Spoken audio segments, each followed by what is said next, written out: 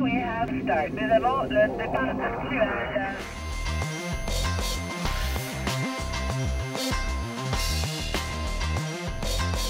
What's been the biggest advancement in road cycling in the last 5 years? Sub 700-gram carbon frames, deeper and wider aero rims, maybe it's electronic shifting.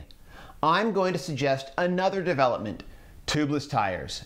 Don't roll your eyes and consider me another tech nerd looking to make your life more difficult with air compressors and sealants.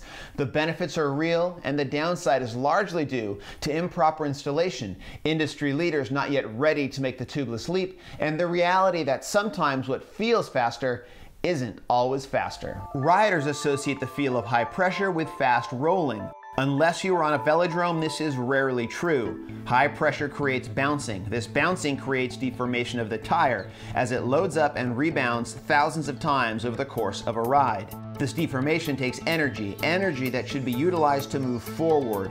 The tube itself also hurts you here. It steals yet more energy as it moves against the interior of the tire, creating heat instead of speed. You want your tire on the ground, and to do that, you need to ride lower pressures. This isn't possible with a tube unless you want your pinch flat risk to increase dramatically. Tubeless allows you to dial in a pressure that keeps your tire on the ground and eliminates the pinch flat concern. These low pressures offer more than just lower rolling resistance. They can fundamentally change the ride of your bike, turning a harsh ride into smooth, compliant comfort. The comfort and lower rolling resistance are reason enough to give tubeless a try, but let's face it, those benefits can be a bit subjective and are not above dispute by some non-tubeless manufacturers. One benefit is beyond debate and reason enough to make the move. Tubeless tires hate to flat. With a properly installed tire running sealant, you're more likely to wear your tire out before you flat it. It is that effective. One of the biggest factors holding tubeless back is installation. With conversion kits, sealants, air compressors, and a lot of misinformation, the tried and true tube in a clincher seems much easier. In reality, installing tubeless should take almost no more time, equipment, or mess. We spoke to the folks at Hutchinson, the main players in tubeless technology, about how to correctly install their tires on a tubeless ready rim. Keep in mind, what follows is not a tubeless conversion. We are putting tubeless ready tires on a tubeless ready rim. With Shimano, Hutchinson, Easton, Campy, and many others making tubeless ready rims, and many other rumored to be entering the game, great tubeless wheels can be had at great prices. Using a 50% soap and water mixture, we filled a Hutchinson stick air lever, getting the sponge at the end soaked with the mixture. We then ran the sponge end all the way around each bead.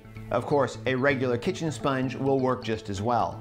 The difficulty of mounting a tubeless tire has been absolutely blown out of proportion. We have mounted standard clinchers on some rims and had much more trouble. You're going to mount a tubeless tire the same way you would a standard tire, with a couple of things to keep in mind. Be sure the tire is clear of the larger tubeless valve before you get too much tension on the bead. If you need to use a tire lever for those last few inches, make it plastic and don't slide it laterally along the bead and rim. Keeping your tubeless bead in good shape is very important.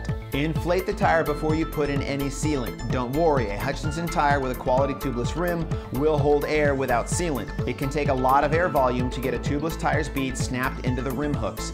This is where the use of a compressor came in. Instead, simply use a CO2 cartridge. They offer more than enough punch to seat the bead. An audible pop or snap sound will let you know you're in the bead.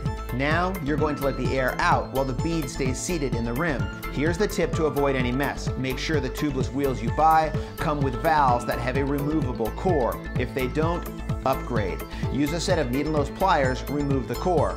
The bottle of Protect Air has a one-way valve. Just slide it over the valve top. Using the markings on the side of the bottle, put in 30 milliliters of sealant. To re-inflate your tire with the beads in place, all you need now is a regular floor pump. Put in the pressure you want to ride, 80, 90, 100 psi, and then spin and wobble the wheel to distribute the sealant. These 5 steps will have you quickly rolling with the benefits of tubeless, and overall, it's an absolute magic carpet ride. It's plush yet responsive, supple yet lightning quick, all at once. And of course, flats are a rare thing indeed. A big additional benefit to tubeless is the elimination of the tire popping off the rim in the event of a flat, which can quickly ruin a ride if it's a front flat and you happen to be going downhill and cornering. The Hutchinson Atom tubeless tires we used are the newest addition to the family and the lightest they make at 270 grams.